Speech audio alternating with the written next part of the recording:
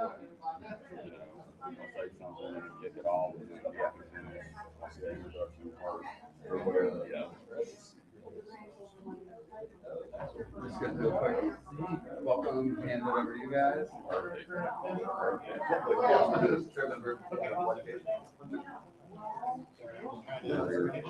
Just ready, we can hit the go live. All right, we're live. Good morning, everybody. Good morning. Welcome, what people of YPA. I'm John Hornsby of Hornsby Creative. I am the lead organizer for Freelance Business Week, which is our area's first conference for freelancers by freelancers. We've been having program going on at, I think I counted 11 locations over 5 days this week, and 20 some speakers presenting their insights and expertise on all aspects of business, branding, design, marketing, messaging, pricing, work-life balance, healthy living, and everything in between. And we're really excited to be collaborating with YPA this morning. I've been involved in the Asphalt Chamber for many years, both working for other companies and working for myself.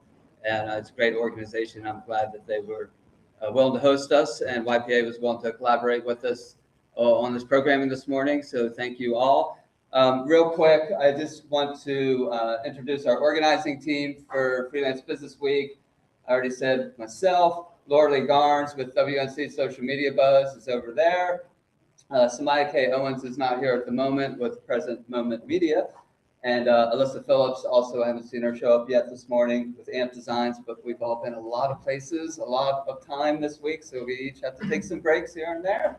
And Leslie King back there, who many of you know, I'm sure, with Leslie King and Power. We couldn't do this without the help of our organizers and our sponsors.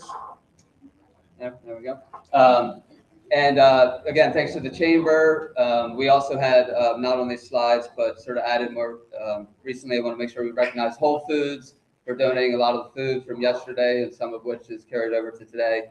Counterculture, High Five, Coffee, and Bramari Brewing, who provided us beer with Monday. We had some of that left over, and we're going to be at Franny's Farm tonight, out in Leicester. Open invitation. You don't have to have a ticket to the conference. Friends, family, whoever, come on out and celebrate with us. And we'll have a few free beers until they run out. And all these other amazing sponsors as well, including these ones, who I'm not going to read the list, but I want to make sure you take a moment to acknowledge them. Please consider spending your money with them as you go forward. And that's really all I have to say about that. I'm not going to go through all the schedule and stuff because we're at the last day. We have this panel going on. But if you want some FOMO, here's all the stuff you might have missed out on. We have the panel with YPA about to happen.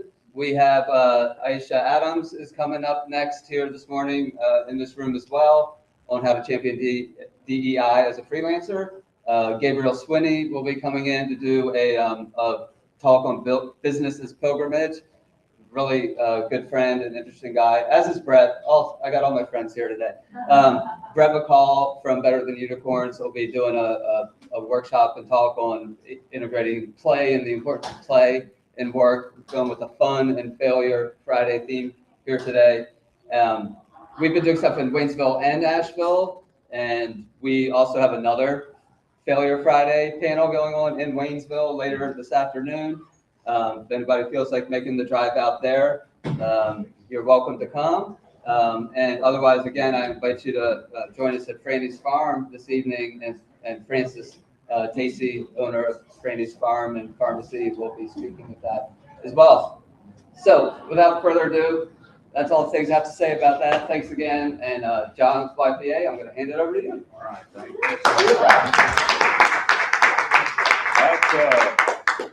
That's pretty awesome, amazing, and I hope that I'm going to try to hit up some of these events today too, because I've been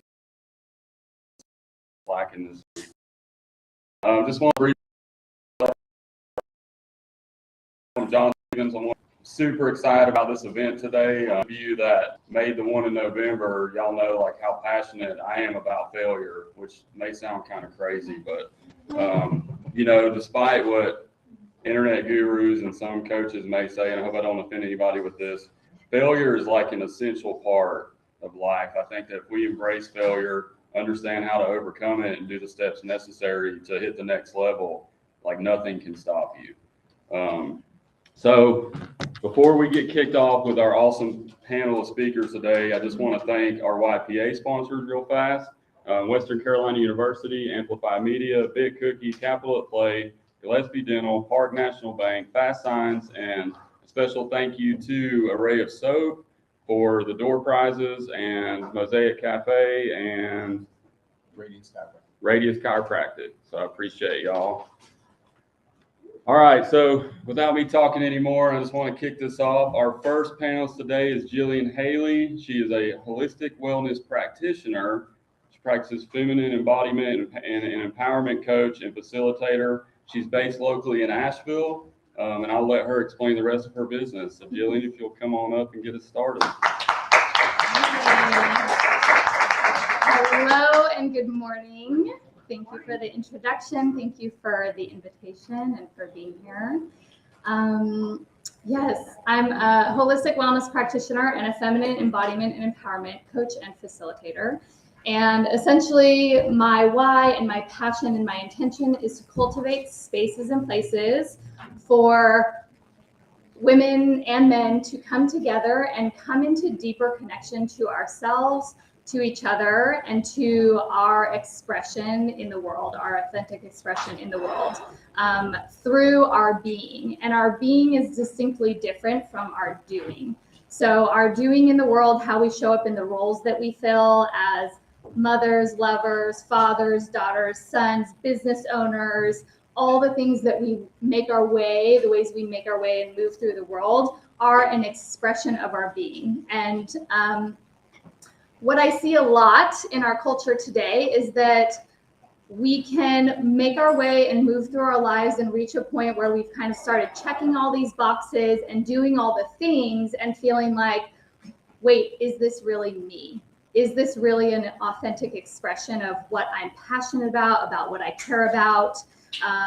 Is this aligned with my passion and in a sense our purpose, or what we are called here to do in the way we're called to have an impact? So I help people come back into their bodies and come back into the fullness of their being so that they can move through the world in a way that is more authentic, that's more aligned, and that's more empowered. Is this resonating? Yes. Yes.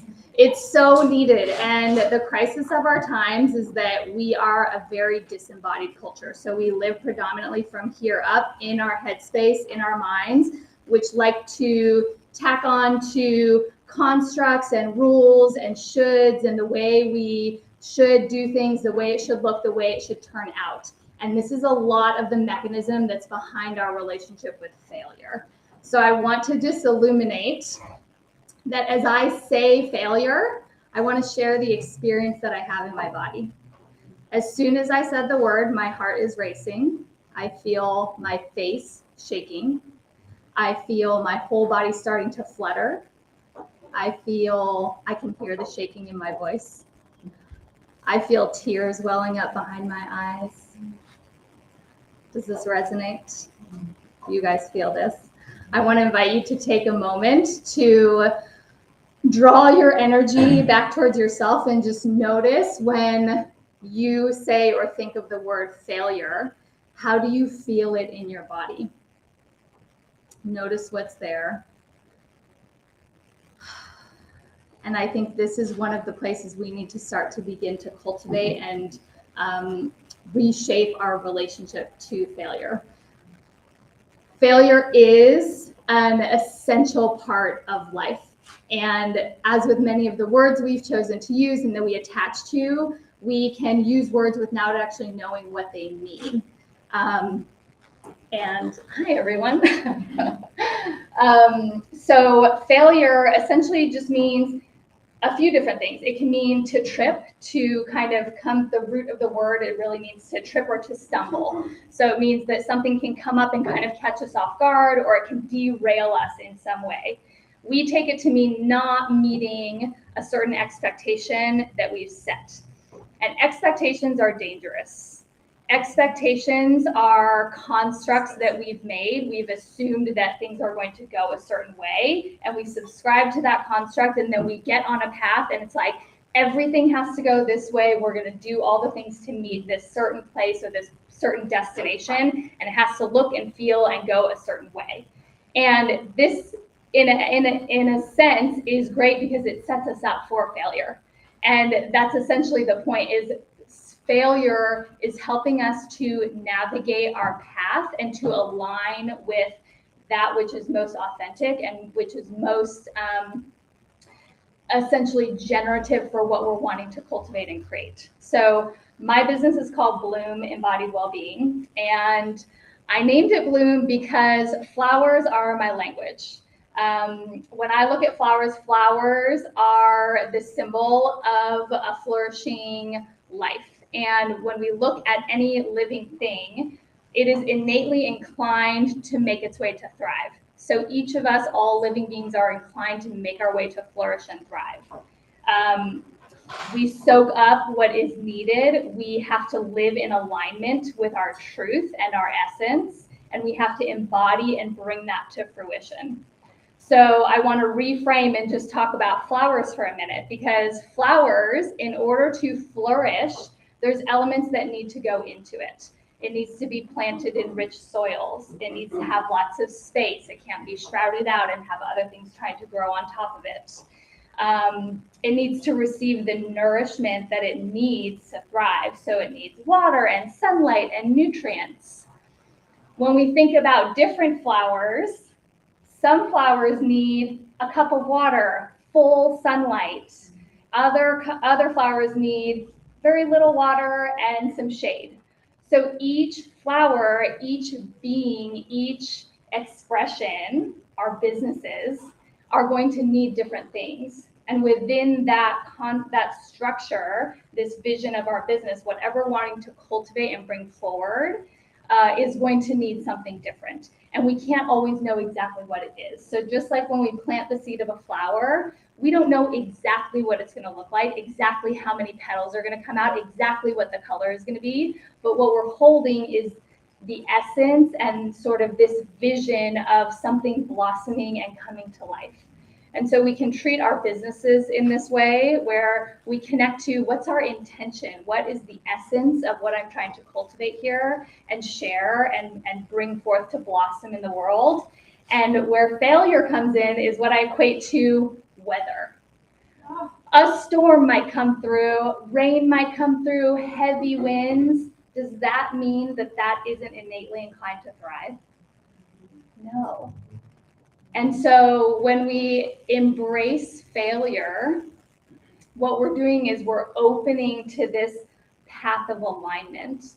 And what failure does is it asks us to open and embrace and to kind of step back and take the whole picture in greater context of this is something that's coming through. It might be derailing me a little bit, or it might be shaking me up. It might be feeling like it's dampering me a little bit, but does it affect the essence of this expression and what I'm trying to create and cultivate? So failure, when we internalize it to mean something about us, that we are broken, or we're not meant to thrive, or this is all just a waste, or we're not there yet, we can internalize failure to mean so many things about who we are. And our businesses are an expression of ourselves, but they are not us. Our businesses will also, like flowers, go through many seasons of life. So it's not just like this one shot you get to get the perfect flower.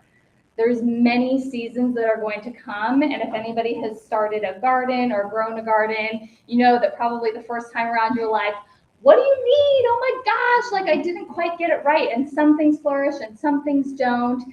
But you're learning to tend to, and you're learning to attune to what is needed so that it can flourish. And over time and over seasons and iterations, you become attuned to what is needed for each flower in the garden. So we can do this with ourselves, and we can bring this lens into how we cultivate our businesses and how we relate to our businesses as an expression of ourselves. So failure, when internalized, and we take it to mean something about ourselves, something about how we're not thriving or we're not making it or something's wrong with us, that creates a failure complex. And our culture is rife with failure complex. Failure complex shows up as perfectionism, of this over-striving, of just bulldozing our way through. And that is an experience that we embody. And if we come back into our bodies and we start to notice what our relationship to failure is, that's where we can start to make the change, and we can shift away from taking failure to mean something about us and instead see failure as the winds of life and the storms of life and the rains of life that help cultivate resilience. And they help us to draw our energy inward and really align, realign, and reorient to what do I need to help this flourish? How is this landing? Is this resonating? Yeah, so we were asked to talk about how failure relates in our own businesses and share, and there's too many failures to share.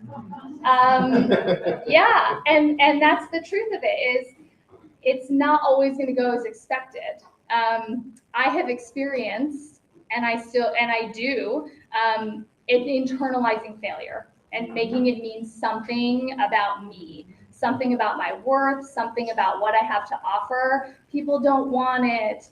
It doesn't have an impact. I don't know what I'm talking about because somebody didn't show up or somebody canceled or what have you, all the ways that it can go. But when we reframe it as, if I just shift it by 15 minutes, oh my gosh, everybody can come. Or, there's a different way I can meet my client where they are if I'm able to open myself and see them as a human. So I think that failure invites us to step back into alignment with what our intention is and what it is we're wanting to cultivate, how we want to feel in our business, what are we wanting to share, what's the impact that we want to have versus where is this taking us?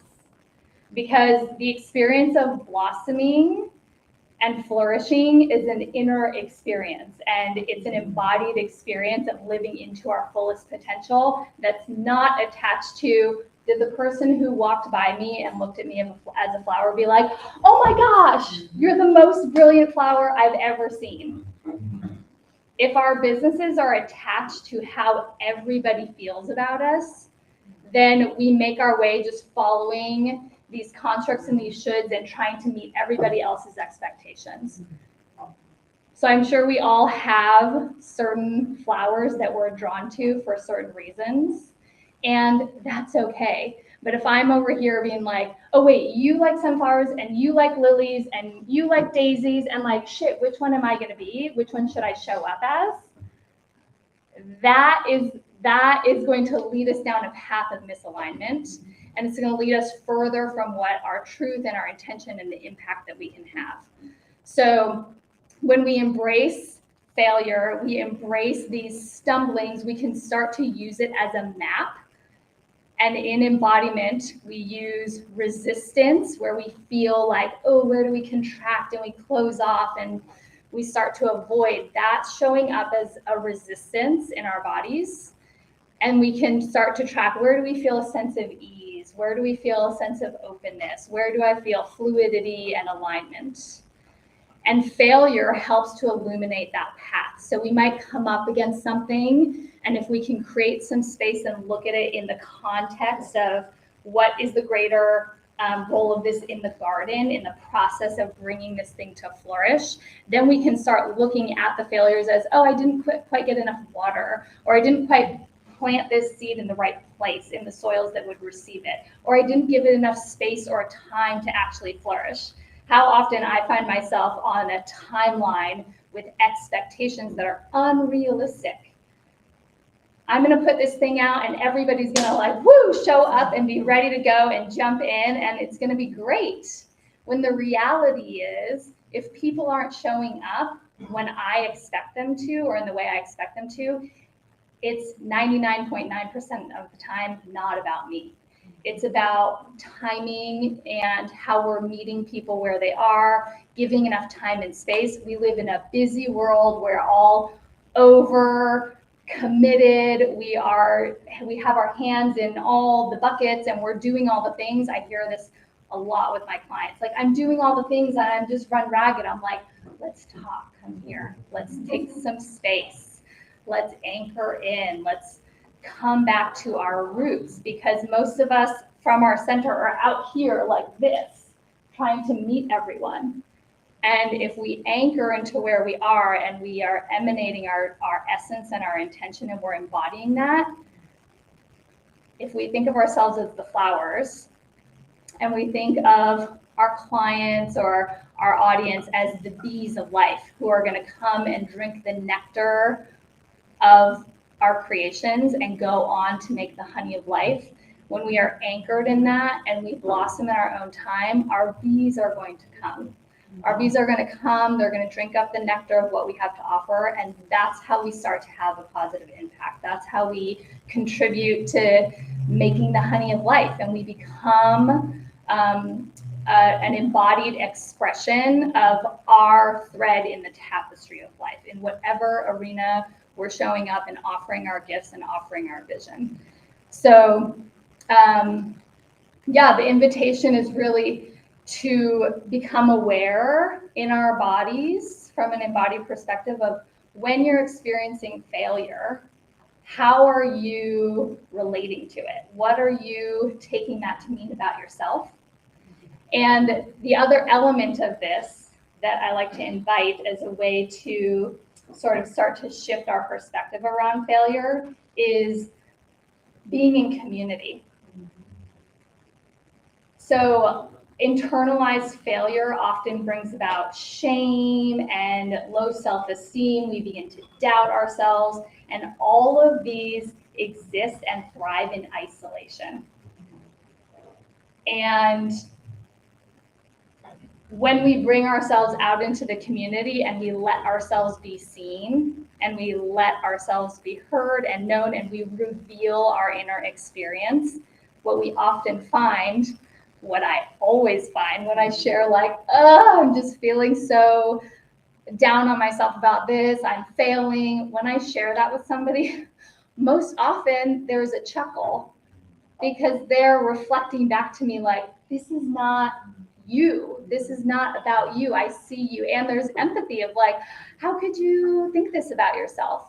So when we bring ourselves into community, and this is a big element of what I do, is creating spaces for authentic connection and expression, where we have an opportunity to reveal our inner experience, our inner landscapes, because when we are seen and known, we open the opportunity to genuinely connect with people and realize that we're not alone in that experience.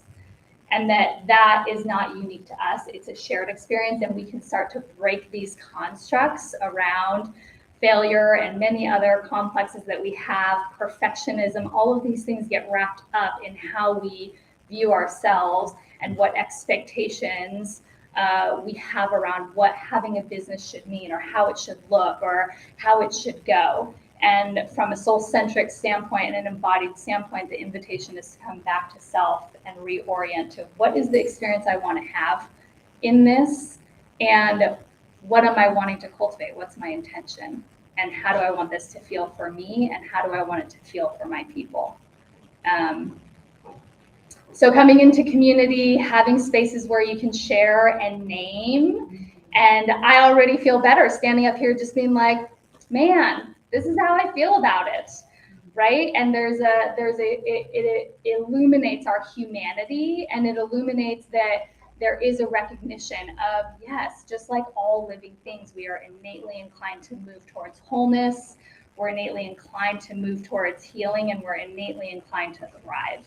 And there is an element in this of embracing, embodying, and empowering ourselves to attune to what we need and be able to shift and to take in the winds and the storms and allow it to cultivate resilience. It might be, I need to take a step back and take a break and get some clarity and reorient. And just start to trust our own processes. Flowers don't bloom overnight. It's easy to think that because we walk around and we're like, oh, it's popping off. There's color everywhere. Everything's in full bloom. Well, this all started months ago. And they've been attuned to their own unique process of drawing in what they need, embracing what they need to flourish, and then blossoming in their own time. So wrapped up in failure is also, as I mentioned, perfectionism and comparison. When we look around and compare and say like, oh my gosh, but they're blooming, I'm so behind. No. We all will bloom in our own time. And we'll be right on time when we do, because when we're authentically aligned and we're embodying and trusting our process and opening to this bigger perspective of this innate process of life and creation that we're a part of, we become aligned with something bigger and we're more attuned to like how we fit into it and how we're actually creating a relationship with the world around us that allows us to really come into that alignment and open and flourish. And that's where we start to feel the ease. That's where we start to really invite this like feeling of play and fun. And it's like, oh, this is a really life enhancing experience. So I'm not sure exactly where we are with time. We're good? Okay. So I want to just maybe open up an opportunity for a question or two, or any comments or any ahas or something that really stood out that you want to take with you. Yeah, thanks so much. A lot of what you said resonated with me, and some things are coming up. I've had the last couple of months to work on myself and really come back to myself. So that part, encouraging that and the invitation for that really speaks to me a great deal. I'm about to reemerge back into the corporate world, and I'm a very embodied person. I've been going and doing a lot of somatic experiences for a week to kind of shed some of those old habits and really learn how to express myself in an authentic way to authentically relate to people.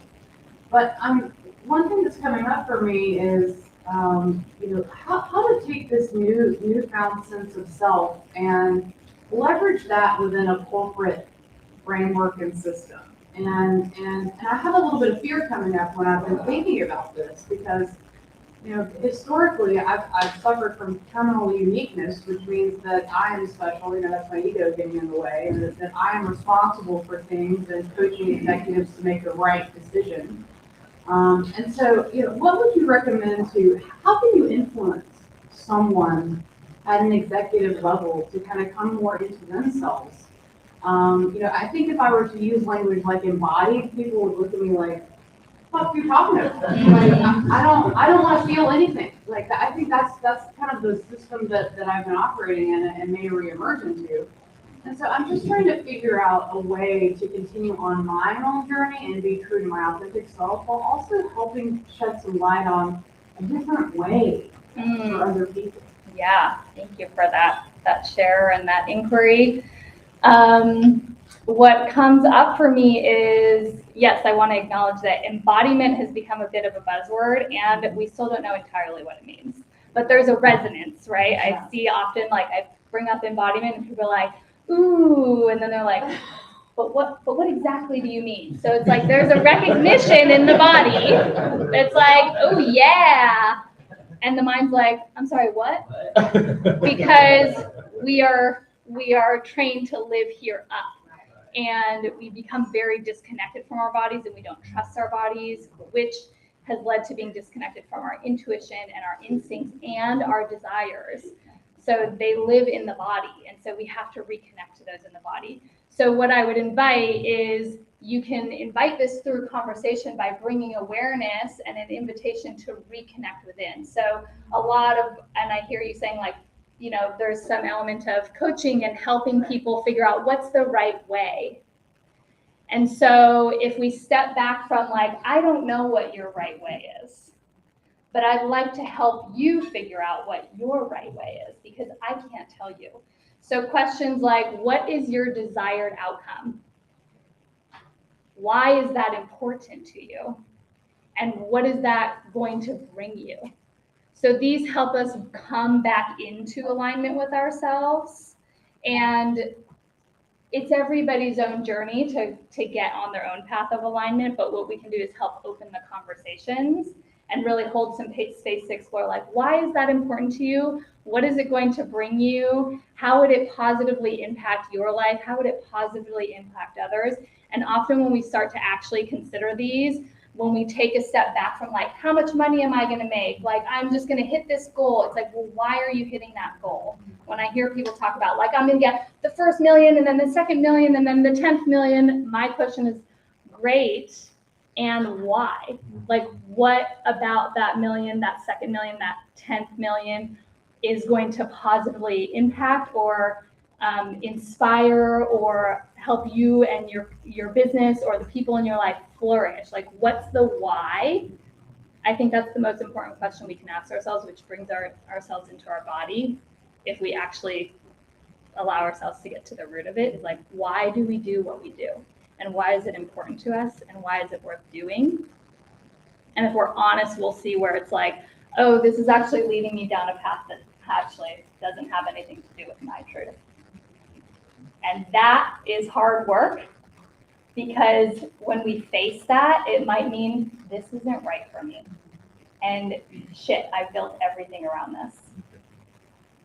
But this is the path of embodiment and coming back into alignment with our truth. And I think this is where the change happens, is when we realign. We have to be willing to accept that, well, if I continue to plant my seeds in these soils, like they're not going to flourish here. So yeah, I would leave you with that. Awesome. Okay, thank you.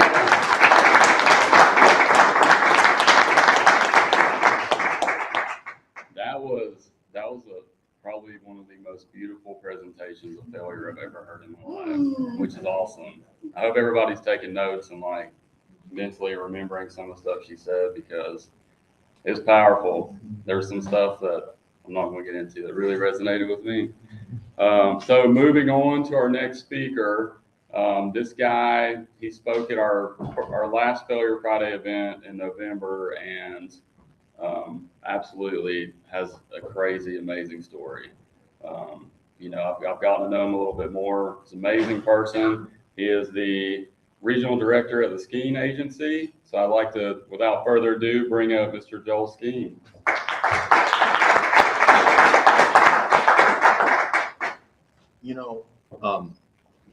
John, when you told me that I wasn't going to have to go first, at first I was excited about that. But that was really incredible. So can we give another hand?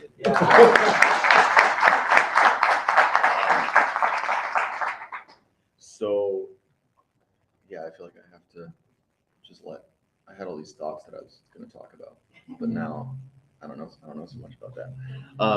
So just life and business, as you mentioned, are very intertwined. So I'm just going to kind of share a little bit about the failures I've been through, how my perspective's changed on it. Because my sense of failure was when we did the kind of be in your body and say the word failure. My sense wasn't so much of an anxiety that came up. It was more of a sinking away, like a wanting to go disappear, and so I was originally, my career started in community development. And then I did the Peace Corps. First failure, I came home 6 months after being in the Peace Corps instead of staying the full 2 years. So that was one that I felt bad about when it happened.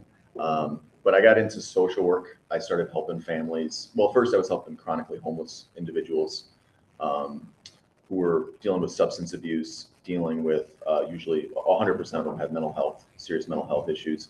All of them had suffered abuse when they were younger. And these were people who were truly living out what most of the world considers failure, what most people in our country consider an ultimate failure. And I worked with a food bank. I did a couple other nonprofit jobs, but I had 3 nonprofit jobs, and I got fired from 2 of them, and the 3rd one cut my hours.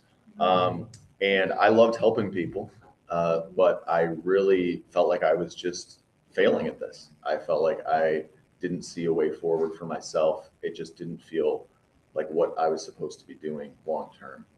And so luckily, I was at my last nonprofit job, I was connected to something called social enterprise, where I was actually selling garden products and services like raised beds, dirt, seeds, all this other stuff, installing things like that in order to raise money for a nonprofit that did urban farming, farmers markets, a lot of other healthy food access work. And I was really open to the idea that actually business, maybe business actually can do some good.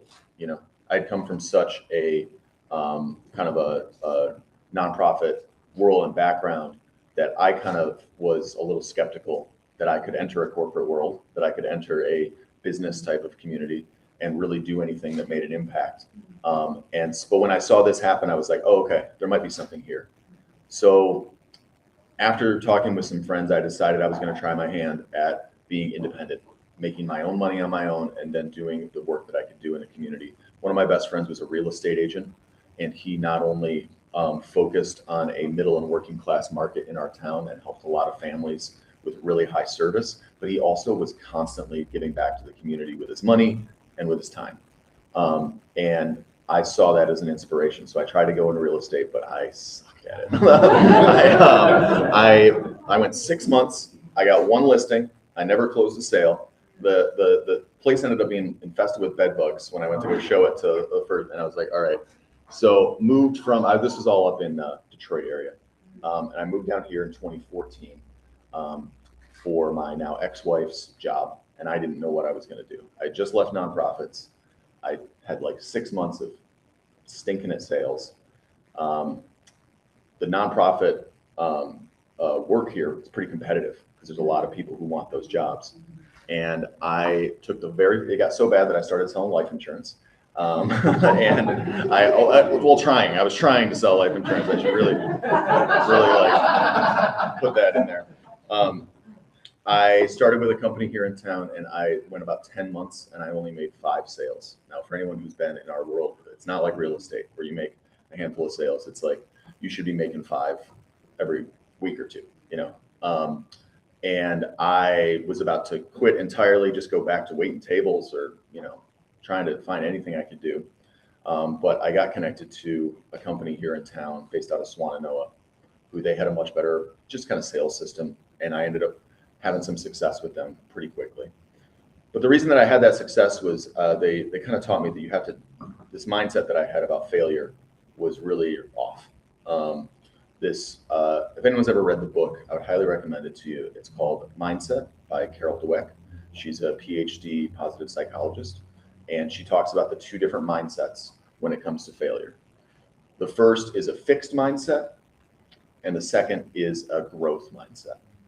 So a fixed mindset is really simple. It basically it's the belief that you have that your talents, your abilities, your skills, that they are sort of set, that they're fixed, that they are what they are. You're as smart as you're going to be. You're as talented as you're going to be at any given thing. A growth mindset is just simply the belief that no, those things are changeable. Those are adaptable. You can get better at things. What the difference in this mindset is really profound, because when I was in a fixed mindset growing up, I believed, that failure essentially meant that I wasn't worthy of love. I'm going to really break it down. That I wasn't worthy of people liking me if I wasn't impressive.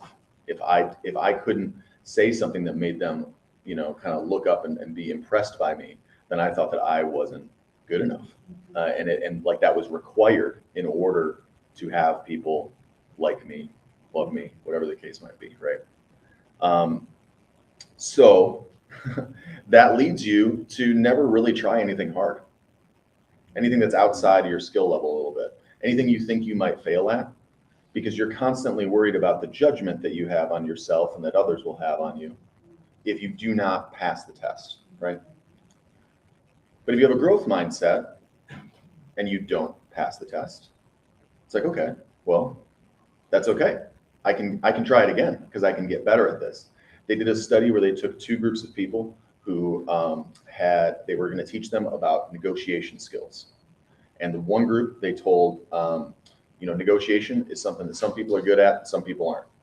The other group, they said negotiation is a skill like anything else. Most people aren't very good at it when they first get started, but as they learn it, they develop that skill over time.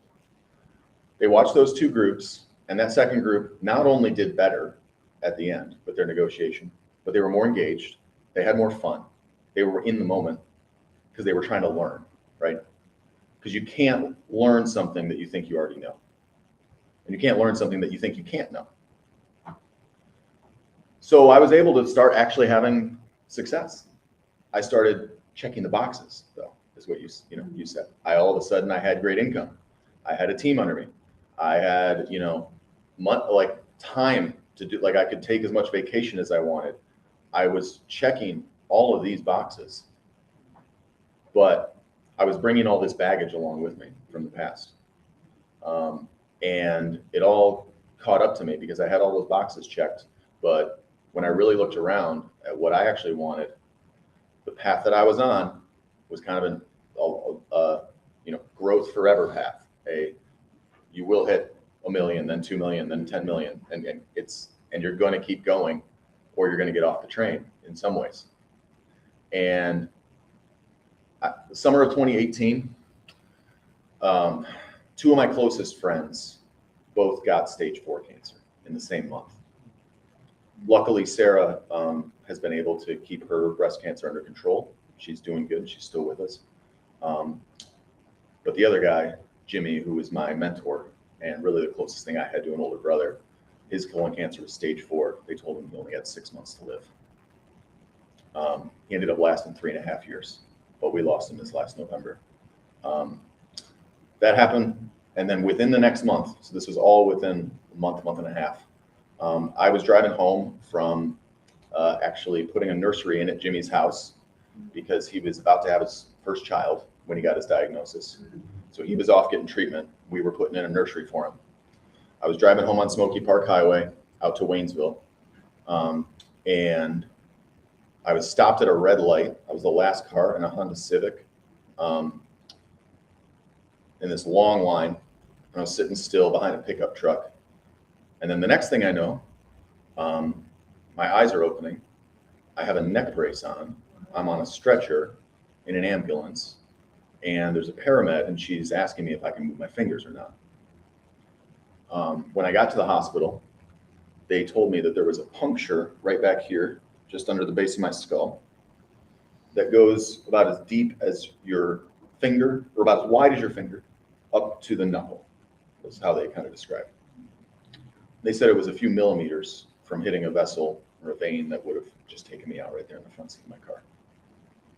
So things got real pretty quick. And I started really realizing that my biggest failure was the thing that you were talking about at the end there, which was that I cared so much what everyone else thought of me that I wasn't able to really be me. I wasn't able to really enjoy who I was and be in the moment because I was constantly strategizing about how I could impress that person, how I'm going to come across to that person.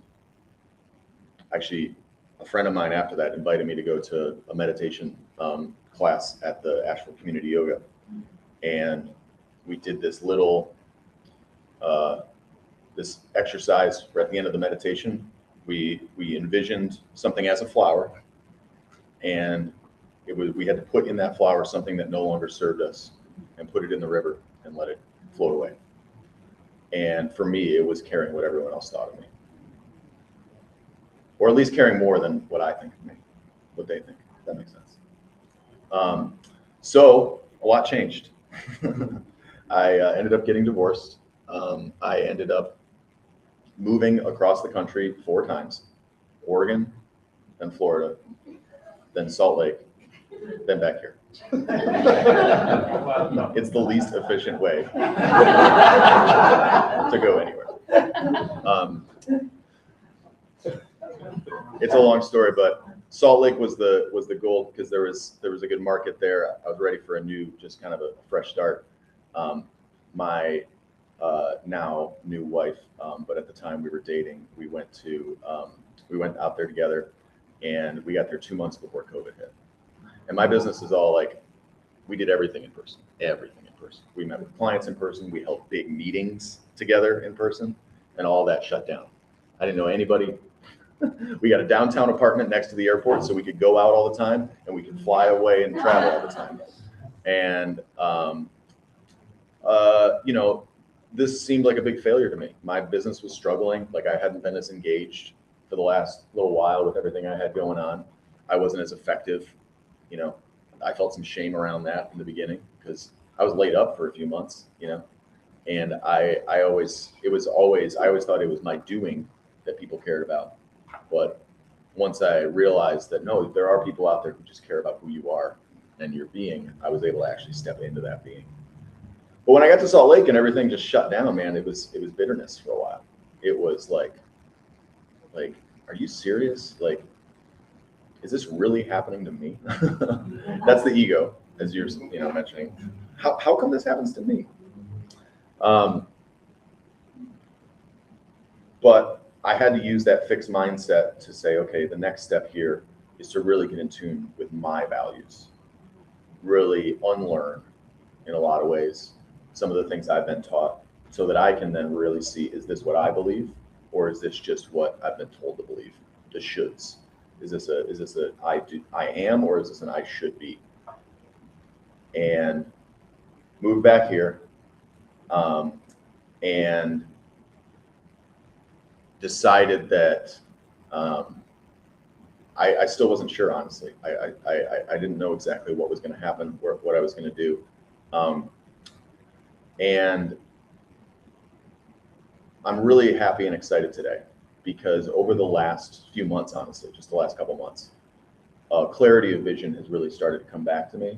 And I know that what I'm capable of now is different than what I was capable of before. And for a while, that actually tripped me up, because I had built this success with things like the shoulds, with a little bit of shame in there, with a little bit of like hustle, hustle, hustle, no matter what, with in some ways using myself in service of the business rather than having the business serve me. And that's ultimately what I think. Business should serve people. People shouldn't serve business, or at least it's got to be mutual at the very least, right? And a path forward is always welcome in those times. So I'm one of the things that I took away from that whole experience was something that my mentor Jimmy started saying a lot before he passed.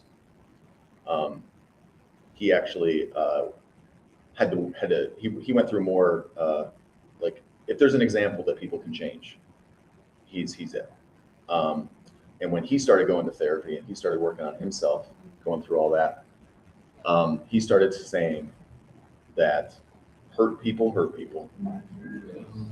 but also that free people, and that you can't get anyone else free if you're not free yourself. To me, that means several levels.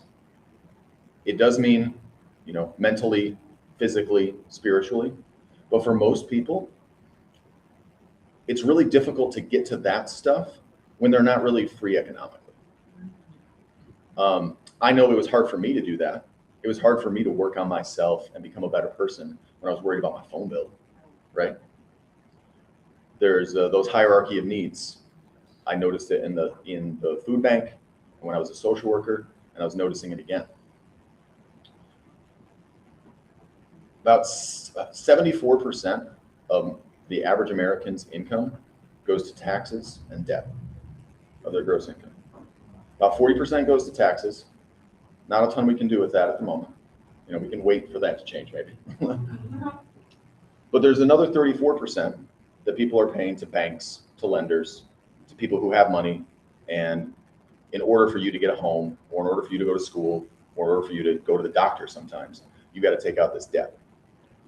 And what I want to help families do with my practice more than anything is teach them the strategies that already exist to help them get out of debt. So I've been able to study a lot of this stuff over the last 8 years in the financial services industry. And what I'm really looking forward to kind of launching here, so it's kind of fun that I get to talk here today because it's kind of the start of something new here for me, is a new process and program for people who are in debt and are trying to pay it off, but want to do it faster.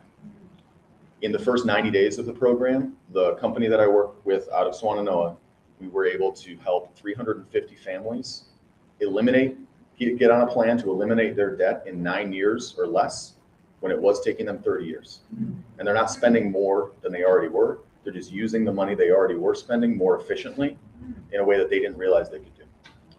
And so I'm really looking forward to launching this next phase of helping people get free so that they can actually get free in other ways too. Are we time-wise? I've been talking. We're getting there? All right. So when it comes to failure, you don't know what part of the story you're in. A lot of times we think that where we're at right now is just the end. This is how it ends up. And it never is, right? So you have to remember that the season that you're in, you might have winter, but in the same year that there's winter and snow, there's summer and spring. Every year. And I'm excited for this spring. And I'm excited for what the spring's going to bring to you all as well. Last thing is I want to tease. I was mentioning earlier my interest and my passion for business that is making a good social impact in the world. I can't give an official announcement yet, but let's just say that if you would love to hear a radio show on a local radio network that talks about those kinds of things, you might want to tune in on Mondays at 1 o'clock, starting May 9th, to a certain station that may have been up here earlier on the slide. And connect with me on LinkedIn. I'll be posting more information about that coming up. Yeah, I would say the failures that you face, those will pass. You can stay. Something that Gillian said, Gillian, okay, said earlier about the weather. I'll close with this, is a Pema Chandan quote where she says, "You are the sky, everything else is just weather."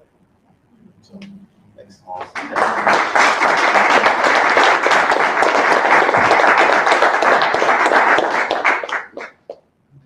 That was amazing as always. There's a lot of, it's amazing. I love doing these events because it's like, you really kind of feel like you're at a point where you may fully understand something, and then you hear different perspectives, and it's just a constant, keeping your mind open and really learning new stuff. And of course, your story is super powerful and always gets me on an emotional level anyways. But I got to be done talking because we got one more person coming up, somebody who is becoming one of my best friends, somebody that I would look to for advice, for everything. Most people know him from Legal Sheild, his business that he's growing there. A lot of you may know him from the chamber because he's absolutely just killing it everywhere that he goes. So without any further interruption, I'd like to introduce the man, Alex Cardona, to finish the chapter. I hope you're still awake. When I come to the stage, I'm going to bring it, right? But it's an honor to be on this speaker panel with Gillian and Joel, doing this and bringing this about to y'all, talking to you about failure. And the way that they have articulated it, I think is very, very insightful and can help you get to the next level wherever it is that you're trying to go. What I'm going to share with you, I'm going to tell you something. I've broken some really great stages. This is a hard thing to talk about. This is a hard thing to talk about for me. And I'm going to tell you why. I grew up in, I would say, a dojo. And my dad owned 4 different martial arts schools. So my mentality about success and failure usually came with a punch or kick. Usually came with some sort of bruise of, oh, I did that wrong. Let me try to readapt that. Let me change it. And I carried that mindset with me into college. And I carried that mindset of I can do whatever it is I want to do in my mind, because I was the type of person, and I still am to this day, who can write a goal down and go get it. Because I believe that in my power, the only person that can stop me was me. And I learned that through my martial arts career.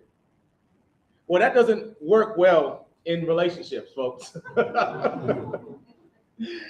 That mentality does not work well. And I found myself almost 10 years ago, had I locked the door, folks, I'd be dead. I woke up in a hospital bed because I didn't know how to deal emotionally with the failures of relationships. And like Joel was saying, for me, when I personally fail, immediately I'm unworthy.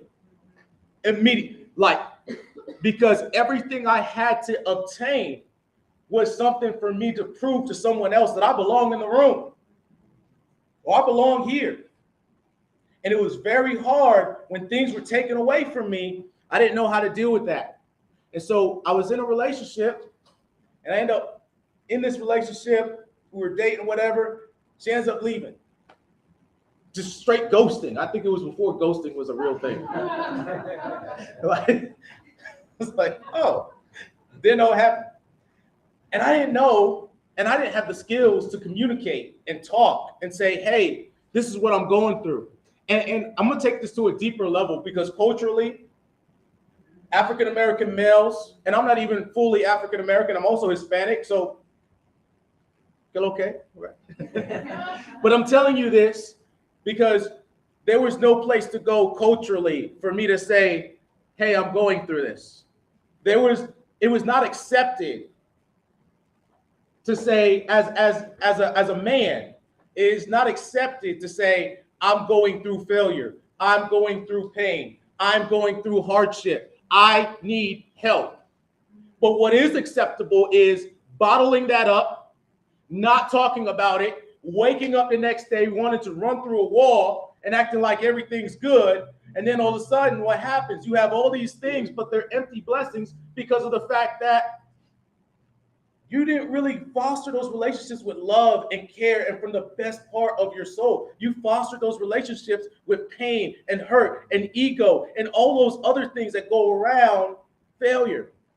So because I didn't know how to speak, I ended up doing the culturally accepted thing, which is go drink and go have a good time. And I did. I had a great time until it got real serious and I started dealing with my emotions. And it turned from drinking to, let me take some pills. And it turned from that to, man, here I am waking up in this hospital bed. And that, folks, that wasn't the plan. I say that to say, I've come a long way from that. This is almost 10 years ago. And that doesn't mean that my life has been easy. I've gone through a separation. I've slept out of my car. In COVID 2020, let me tell you something, that was a real tough year. Because I had to really learn that Alex Cardona, the former Alex Cardona, previous, prior to, had a lot of pride, a lot of ego, a lot of, I know I'm that guy. And when everything was taken away from me in COVID, as well as everybody else, but for me, It was the dreams. It was opening that facility to train youth athletes because I was tired of working in the bureaucracy of social work like Joel was working, and I worked in education, and I wanted to make an impact. I couldn't make an impact because of the fact that there was a bureaucracy and a system, and I can only flourish so much within that system. And I got frustrated. So I said, you know what? I'm going to build my own facility. And literally in January 2020, I was getting my personal training certification.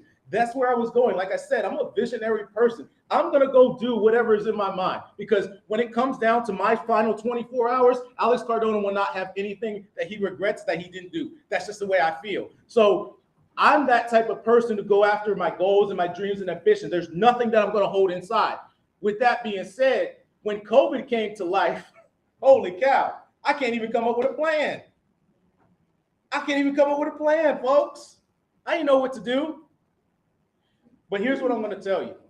And here's kind of my message to tell you about failure. The one way you can really get through failure, aside from the great tips that Joel and Gillian gave us, one of the biggest things is to have your eyes not on yourself, but have your eyes on your higher power 24/7. And this is not to tell you that you need to be religious. This is to tell you things happen in your life that you can't explain. I've gone through a lot of failure, folks. I've gone through a lot of stuff. But I'm telling you, I'm not standing here today if I lock the door. But for whatever reason, that wasn't in my intuition. Yet I'm here today. Yet I've overcome the things that I've been through. How do you get to that space? What changed my life was a book called The Purpose-Driven Life by Rick Warren. I've said it multiple times, and I'll continue to say it. Why? Because at the time that I read that book, I thought I was in control of my life. And I figured out, wait a second, there is a power of abundance that lives in each and every single one of us. And I believe it's the same energy that's in the sun. Because that sun doesn't, even when you're going through weathers and storms, that sun is still there. It's still behind there. It's still there. So that power, that abundance is there for you. And when you tap into it, however you tap into it, whether that be, and again, this is not religious. This is just saying, tap into that power, whatever that is for you, however that looks like for you.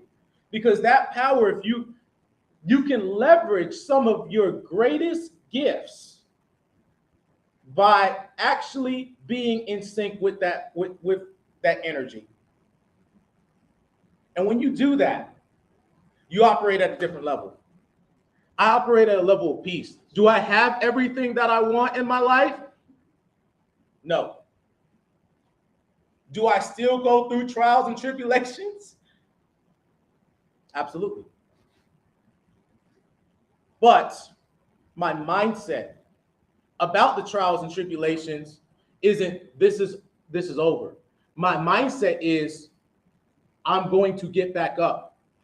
I am going to be a better version. I am going to grow. All the things that we've heard today have taught us that, have taught us to become better people. And here's the thing about this, and even when I was coming up here thinking about what I was going to say, how I was going to say it, and all this other stuff.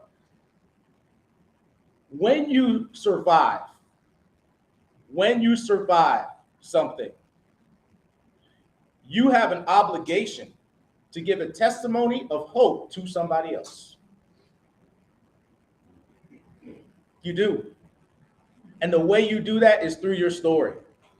The way you do that is through the things that you give back to others. And it's not always money. Sometimes it's time.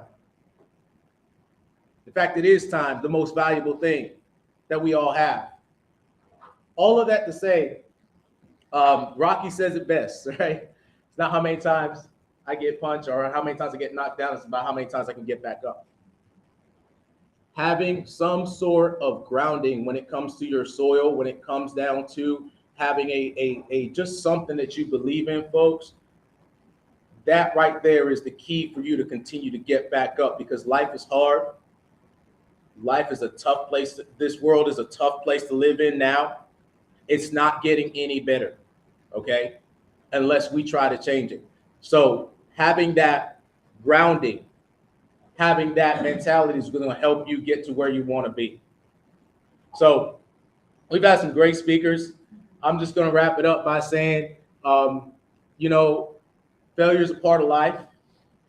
And I'm grateful for all of y'all for being here, because I think that we live in a world today where failure leads to cancel culture really quickly. Instead of failure saying, wow, what can I do to help that person? What can I do to be, what is that person going through? How can I support? We are more likely to be, oh man, they're going through failure. Let them sit over there, see what happens. Ha ha ha, check it out.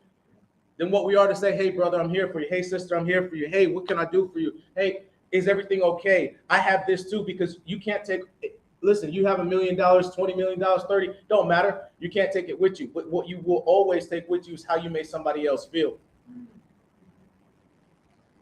So if we can create better memories from that and create more opportunities to have these type of conversations, it's not only going to help generations to come, but it's going to help with that cancel culture of people. Everybody has mental disabilities. We all have that. But at the same time, if we're able to create a culture where this communication is allowed, we're going to see less suicides. We're going to see less overdoses. We're going to see less people trying to take control through violence. So thank you for having this space, so that not just me, but this is big for our culture. I'm just letting you know, because we don't talk about this. We don't talk about failure. We laugh at it. So I hope that we can continue having platforms like this, so that we can all talk and we can all say, man, we've been through these different things and we're just all going to overcome together. But I want to thank Joel for being here. I want to thank Gillian for being here. John from the Freelance Business Week has put this on all week, and the whole Freelance Business team. Y'all have been amazing. My co-chair, John, over here, you've been amazing. Gabe over there, you've been amazing. It's amazing people, right? Some of y'all who continue to come through. We're going to keep on putting great stuff for y'all. And thank you so much for being a part of this. And hopefully we gave you something that you can spring into your best self from here on out.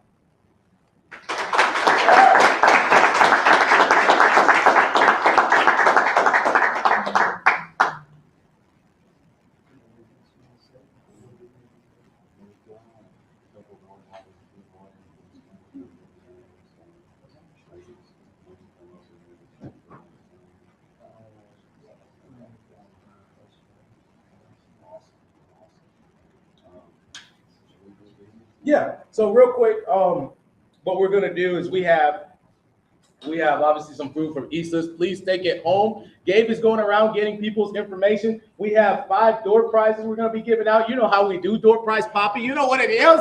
All right. I know what you saw up for. So we're gonna do that for you real quick, and then Aisha Adams is gonna be coming on here really quickly. So I'm gonna collect the plates. okay, fantastic. All right. So we just got 4 guests, 5 guests, right? Okay. Yeah. Yeah. 1, 2, 3, 4. Are these separate too? Or are these with these? Michael Donovan? Those two go together. Okay. So 4. Come on, Mike. Either one of these. This is like a mail basket and soap and stuff. What are these? I'm not sure. I think it's chiropractic stuff and free coffee. What do you think, Michael? He's always winning. All right. Let's see here. Let me pull that. Wheel. Spin. Multitasking. And best setting Gillian would advise me against multitasking. Oh. And we have our teacher Josh right over here. Good one. All right.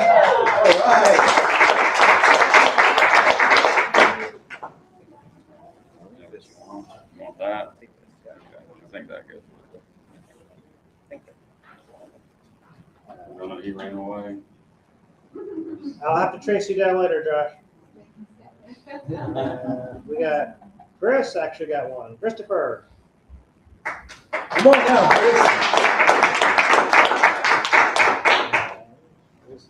Choose your own adventure. Yeah, there's like a men's soap basket type situation, and then chiropractic stuff. I'm gonna go with that. I'll try The Chris. self. Right to Chris.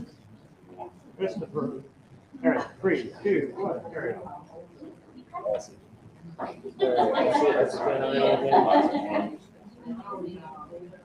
Just thinking about it.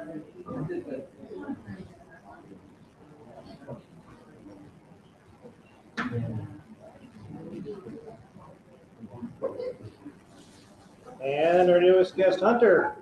Come on, Hunter. Look at that.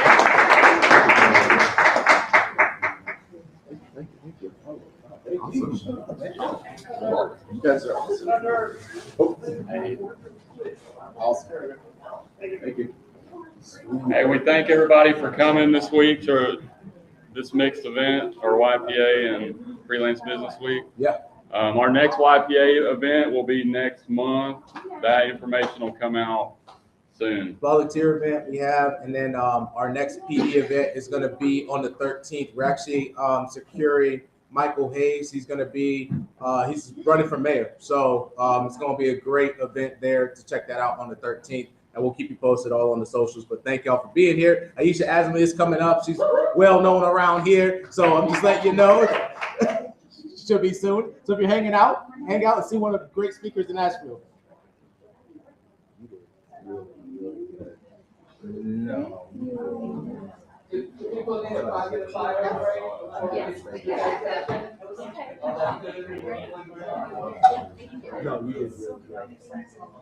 know you had that in your arm.